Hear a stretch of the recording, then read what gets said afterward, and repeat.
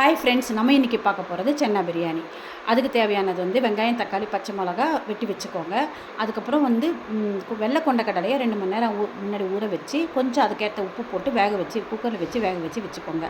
இதுக்கப்புறம் எண்ணெயை குக்கரை வச்சு எண்ணெய், நெய், கொஞ்சம் முந்திரி, பட்டை, லவங்கம், பிரியாணி இலை எல்லாம் போட்டுட்டு வெங்காயத்தை போட்டு இஞ்சி பூண்டு போட்டு நல்லா வதங்கின பிறகு தக்காளி போடுங்க. தக்காளி நல்லா வதங்கின பிறகு ஏற்கனவே வெட்டி வேக வச்சு வச்சுருக்கேன் வெள்ளை கொண்ட கடலையை அதை போட்டு நல்லா மிக்ஸ் பண்ணுங்கள். அதுக்கப்புறம் மிளகாத்தூள், பெரும் மிளகாத்தூள், கலர் மிளகா பொடி, பிரியாணி மசாலா, கரம் மசாலா, உப்பு போட்டு நல்லா மிக்ஸ் பண்ணுங்கள்.